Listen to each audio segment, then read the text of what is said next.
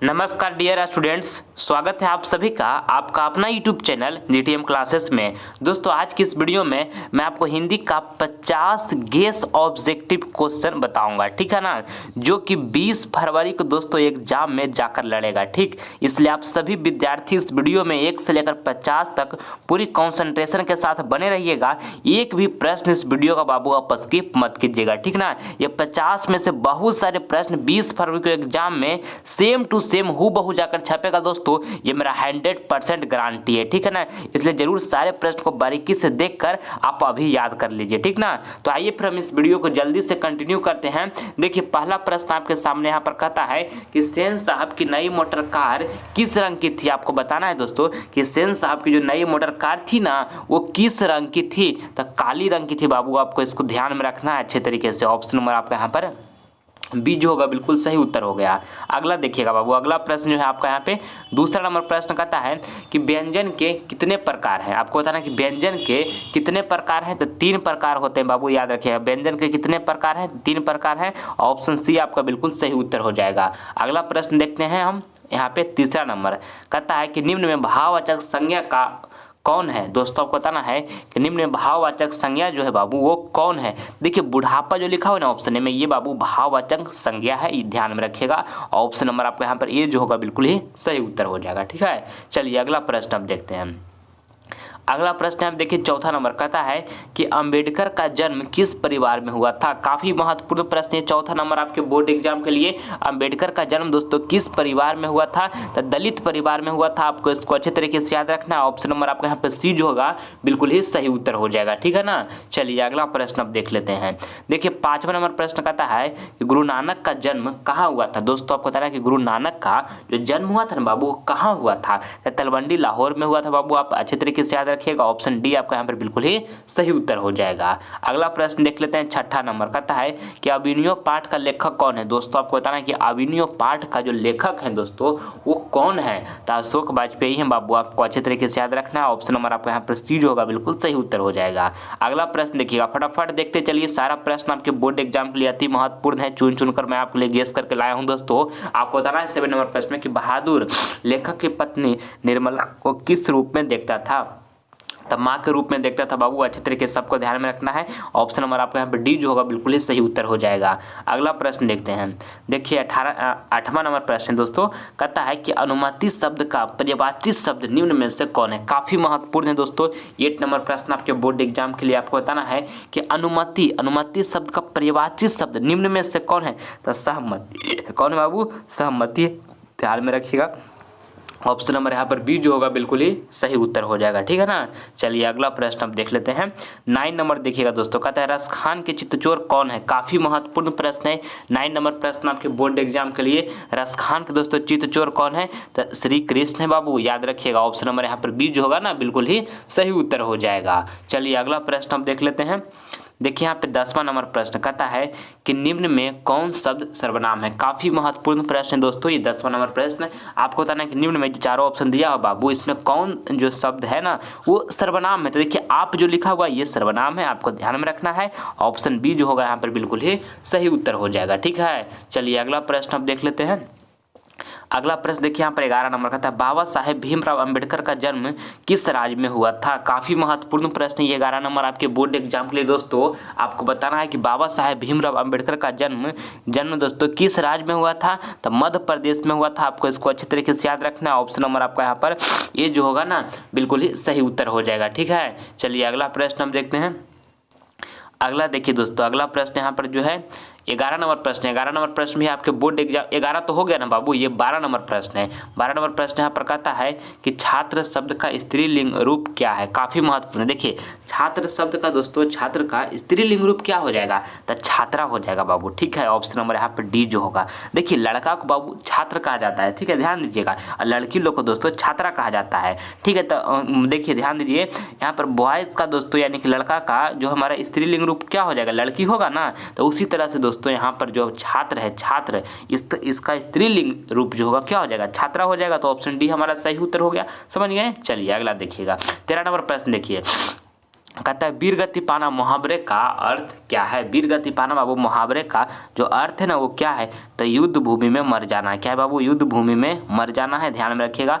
Option number C जो होगा बिल्कुल ही यहाँ पे सही उत्तर हो जाएगा। ठीक है, चलिए अगला प्रश्न अब देख लेते हैं।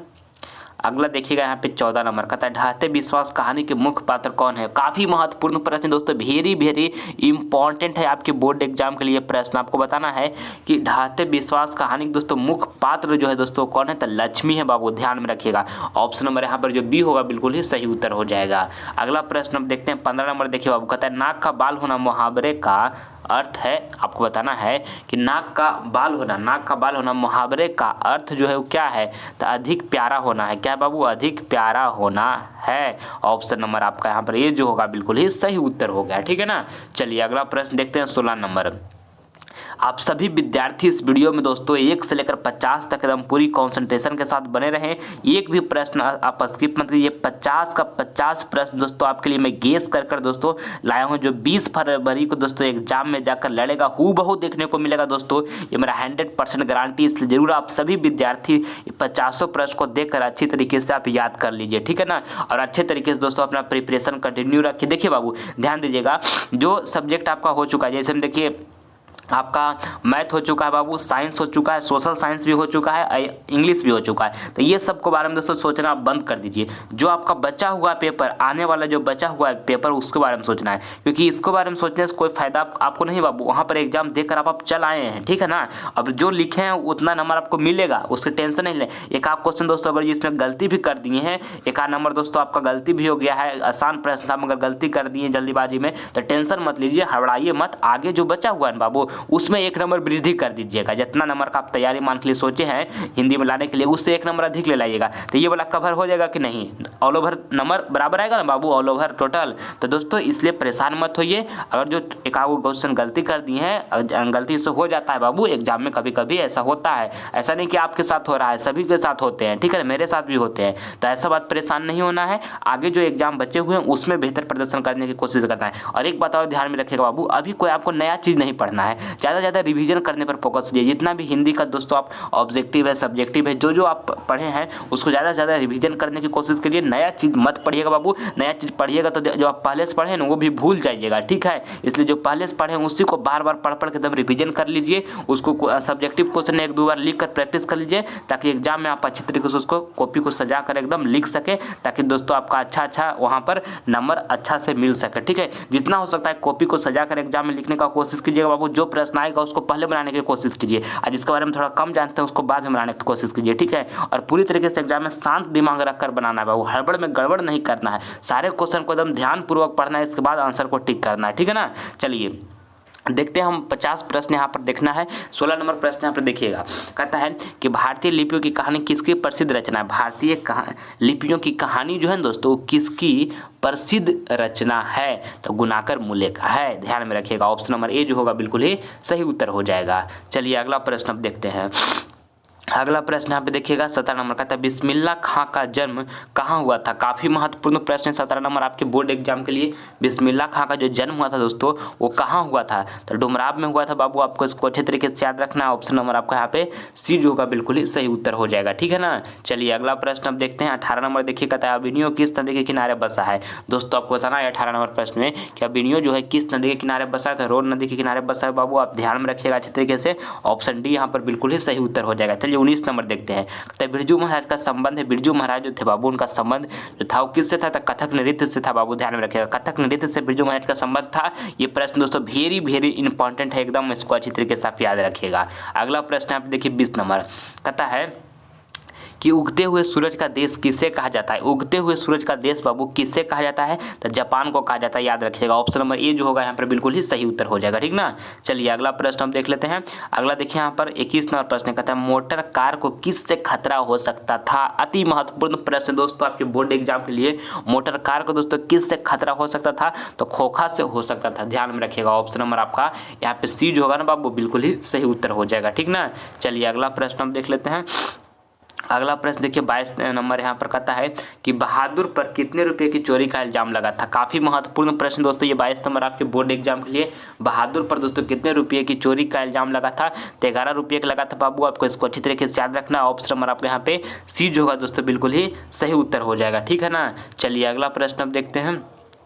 अगला देखिए ये प्रश्न भी काफ़ी महत्वपूर्ण है 22 नंबर, इसको आपको अच्छी तरीके से याद रखना है। अगला प्रश्न 23 नंबर है, कहता है कि हजारी प्रसाद द्विवेदी द्वारा रचित पाठ है। हजारी प्रसाद द्विवेदी द्वारा दोस्तों जो रचित पाठ है दोस्तों कौन है, तो नाखून क्यों बढ़ते हैं दोस्तों, ये हजारी प्रसाद द्विवेदी द्वारा रचित पाठ है। ऑप्शन नंबर ये हमारा यहाँ पर बिल्कुल ही सही उत्तर हो जाएगा। अगला प्रश्न हम देखते हैं 24 नंबर, कहता है कि बहादुर शीर्षक कहानी में किशोर कौन था।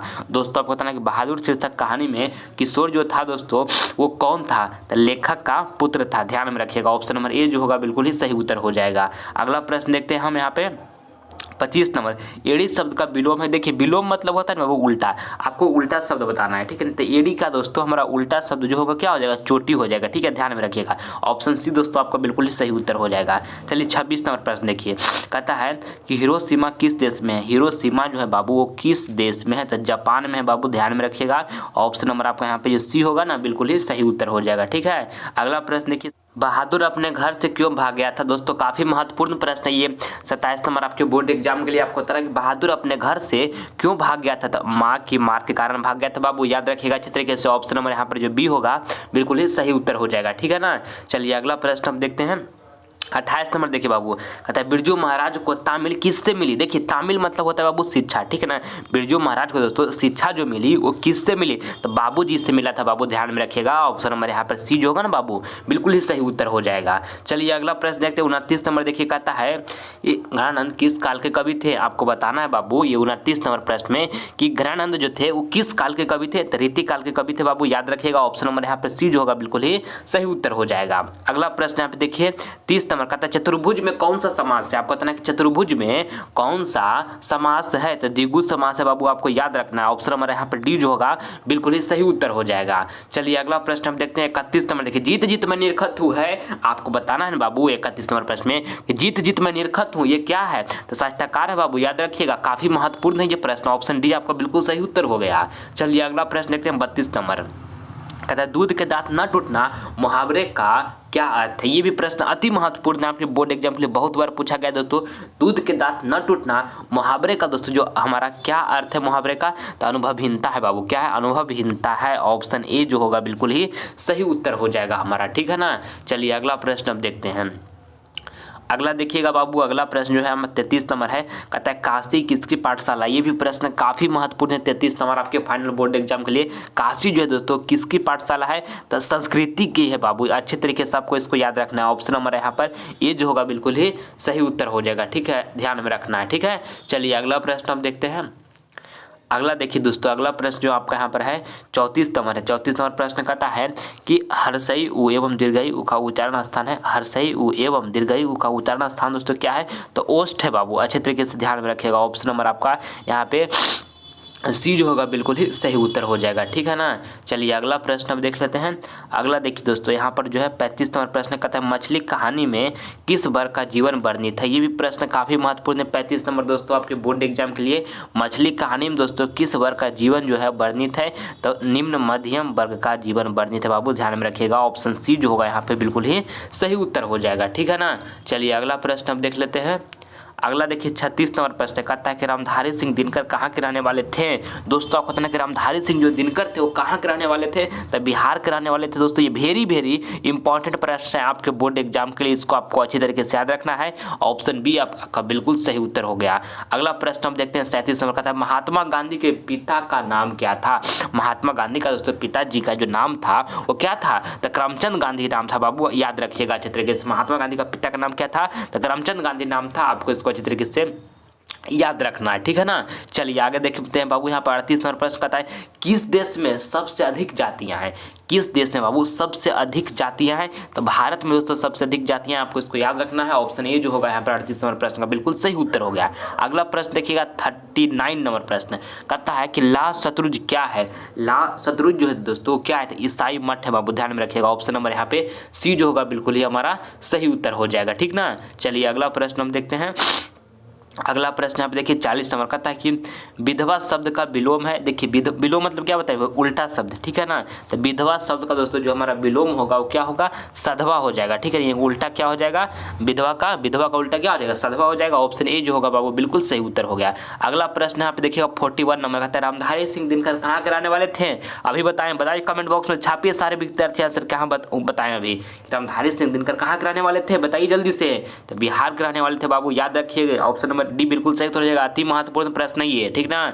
चलिए अगला प्रश्न देखिए यहाँ पर 42 नंबर प्रश्न कहता है कि लक्ष्मी के बड़े लड़के का नाम क्या था। लक्ष्मी के बाबू बड़े लड़के का जो नाम था वो क्या था, तो अच्युत था बाबू। अच्छे तरीके से आपको याद रखना है। ऑप्शन नंबर दोस्तों यहाँ पर ए जो होगा बिल्कुल ही सही उत्तर हो जाएगा, ठीक है ना। चलिए अगला प्रश्न हम देख लेते हैं। अगला जो है आपका दोस्तों यहाँ पर है 43 नंबर प्रश्न कहता है हिंदी भाषा की लिपि क्या है। ये भी प्रश्न काफ़ी महत्वपूर्ण है। 43 नंबर आपके बोर्ड एग्जाम के लिए दोस्तों, हिंदी भाषा की जो लिपि है ना वो क्या है, तो देवनागरी लिपि बाबू, आपको अच्छे तरीके से याद रखना है। ऑप्शन नंबर आपका यहाँ पे जो बी होगा ना बिल्कुल ही सही उत्तर हो जाएगा, ठीक है। चलिए अगला प्रश्न हम देखते हैं 44 नंबर प्रश्न यहाँ पर देखिए कहता है कि धरती कब तक घूमेगी शीर्षक कहानी का कहानीकार कौन है। ये भी प्रश्न दोस्तों काफ़ी ही महत्वपूर्ण है आपके फाइनल बोर्ड एग्जाम के लिए। आपको बताना है कि धरती कब तक घूमेगी शीर्षक कहानी का कहानीकार कौन है, तो साबरदैया है बाबू, ठीक है। अच्छे तरीके से याद रखिएगा बाबू। ऑप्शन नंबर सी जो होगा ना बिल्कुल ही सही उत्तर हो जाएगा। अगला प्रश्न अब देखते हैं बाबू 45 नंबर कहता है दही वाली मंगम्मा के रचयिता है। आपको बताना है कि दही वाली मंगम्मा का रचयिता है तो कौन है दोस्तों, श्रीनिवास है। ये भी प्रश्न वेरी इंपॉर्टेंट है दोस्तों आपके फाइनल बोर्ड एग्जाम के लिए। ये प्रश्न जरूर छपेगा आपके बोर्ड एग्जाम में कि दही वाली मंगम्मा के रचयिता कौन है, तो श्रीनिवास से दोस्तों। ऑप्शन सी जो होगा बिल्कुल ही सही उत्तर हो जाएगा। चलिए आगे बढ़ते हैं। 45 हो गया, 46 देखिएगा कह रहा है कि लक्ष्मण कहाँ नौकरी कर रहा था। जो लक्ष्मण था बाबू वो कहाँ नौकरी कर रहा था, तो कोलकाता में कर रहा था, याद रखिएगा। ऑप्शन नंबर यहाँ पर ये जो होगा बाबू बिल्कुल ही सही उत्तर हो जाएगा, ठीक है ना। चलिए अगला प्रश्न हम देखते हैं। अगला जो है दोस्तों आपका यहाँ पर 47 नंबर प्रश्न कहता है कि आकाश का पर्यायवाची शब्द क्या है। देखिए आकाश जो है बाबू, आकाश का पर्यायवाची शब्द जो है ना वो क्या है, ये आपको बताना है, ठीक है। तो व्योम है, ठीक है। आकाश का दोस्तों, आकाश का पर्यायवाची शब्द जो है क्या है, तो व्योम है। ऑप्शन नंबर यहाँ पर जो बी होगा दोस्तों बिल्कुल ही सही उत्तर हो जाएगा, ठीक है ना। चलिए अगला प्रश्न अब देखते हैं। अगला देखिएगा दोस्तों, अगला प्रश्न जो है आपका यहाँ पर 48 नंबर प्रश्न है कहता है कि सूर्य का समानार्थी शब्द क्या है। काफ़ी महत्वपूर्ण प्रश्न है 48 नंबर आपके बोर्ड एग्जाम के लिए। सूर्य का दोस्तों समानार्थी शब्द जो है ना वो क्या है, तो भानु है। क्या है बाबू, भानु है, याद रखिएगा। ऑप्शन नंबर यहाँ पर जो डी होगा बिल्कुल ही सही उत्तर हो जाएगा, ठीक है ना। चलिए अगला प्रश्न अब देखते हैं। अगला प्रश्न आप देखिए 49 नंबर कहता है भर पेट में कौन सा समास है। ये भी प्रश्न काफ़ी महत्वपूर्ण है दोस्तों 49 नंबर आपके बोर्ड एग्जाम के लिए। कहता है भर पेट में दोस्तों कौन सा समास है, तो अब ये भी भाव है बाबू, ध्यान में रखिएगा। ऑप्शन नंबर ए जो होगा बिल्कुल ही सही उत्तर हो जाएगा, ठीक ना। चलिए अगला प्रश्न अब देख लेते हैं। अगला प्रश्न जो है दोस्तों आपका यहाँ पर 50 नंबर है कहता है ये घरानंद किस भाषा के कवि थे। दोस्तों आपको बताना है ये 50 नंबर प्रश्न में कि जो घरानंद थे बाबू, घरानंद वो किस भाषा के कवि थे, तो ब्रज भाषा के कवि थे। किस भाषा के कवि थे, ब्रज भाषा के कवि थे घरानंद। ऑप्शन नंबर यहाँ पे सी जो होगा बाबू बिल्कुल ही सही उत्तर हो गया। चलिए अगला प्रश्न है बाबू आपका HW का प्रश्न है। ये प्रश्न मैं आप सभी विद्यार्थी को होमवर्क में दे रहा हूँ, इसका जवाब जो है कमेंट बॉक्स में दीजिएगा, जो आंसर आपको बिल्कुल ही सही लगेगा, ठीक है। आपको बताना है कि द्रव्यवाचक संज्ञा का उदाहरण है। ऑप्शन ए में लिखा है गुच्छा, बी में लिखा है तेल, सी में लिखा हुआ है शहर और डी में लिखा है कच्चा। तो जो ऑप्शन सही लगे बाबू जवाब दीजिए, आप सभी विद्यार्थी का हम रिप्लाई देंगे, ठीक ना। देखिए वीडियो अगर जो पसंद आया थोड़ा भी बाबू तो इस वीडियो को दिल से एक लाइक कीजिए और ज़्यादा से ज़्यादा इस वीडियो को अपने फ्रेंड के पास भी शेयर करें दोस्तों। और चैनल पर नए हैं तो चैनल को सब्सक्राइब कर लीजिए बाबू, क्योंकि आपका एक सब्सक्राइबर मुझे मोटिवेट करता है नेक्स्ट वीडियो बनाने के लिए। और एक वीडियो मैं दोस्तों काफ़ी मेहनत के बाद बना पाता हूँ, इसलिए प्लीज़ चैनल को सब्सक्राइब आप जरूर करें, ठीक है। और पूरी कॉन्फिडेंस पूरी आत्मविश्वास के साथ दोस्तों ये 2023 बोर्ड एग्जाम आपका चल रहा है मैट्रिक का, इससे बेहतर से बेहतर दोस्तों एकदम प्रयास करके बेहतर अपना दोस्तों 100% दीजिए एग्जाम में। कोई डरने की बात नहीं है दोस्तों, जितना आपका तैयारी है उसको बार बार रिवीजन करने की कोशिश कीजिए। हिंदी का जितना भी पॉइंट है दोस्तों सारा रिवीजन कर लीजिए और नया चीज़ कुछ मत पढ़ने का कोशिश कीजिए बाबू। जो पहले से पढ़ चुके हैं उसी को बार बार रिवीजन कीजिए, ताकि आप एग्जाम में उसको जाकर अच्छे तरीके से शुद्ध एकदम शुद्ध बाग में लिख सके, ठीक है ना। और कॉन्फिडेंस बनाए रखिए बाबू, हिम्मत मत हारिएगा, नर्वस मत होइएगा, एग्जाम में डालने से पहले डरिएगा मत।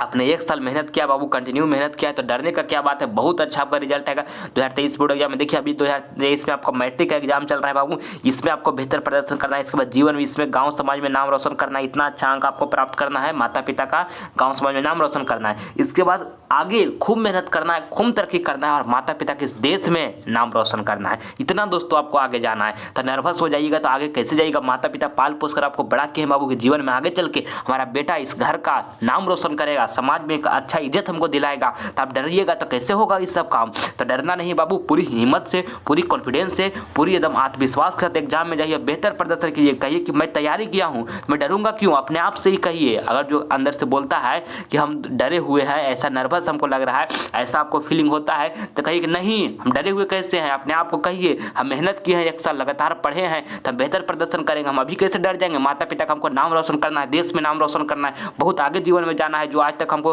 बारे में गलत कहते आया उसको हमको सही प्रूव करके दिखाना है। तो हम डरेंगे तो कैसे ये सब हो पाएगा। इसलिए अपने आप को विश्वास रखिए बाबू और बेहतर तैयारी करते रहिए। मेरा विश्वास मानिए कि आपका 2023 बोर्ड में बहुत रिजल्ट आएगा, बहुत अच्छा रिजल्ट आएगा। माता पिता का आशीर्वाद लेकर एग्जाम में जाइए, गुरु का आशीर्वाद एग्जाम में लेकर जाइए। हमसे जितना मेहनत हो रहा है बाबू आपके साथ बने हुए हैं, हमारा आशीर्वाद आप सभी विद्यार्थी के साथ है।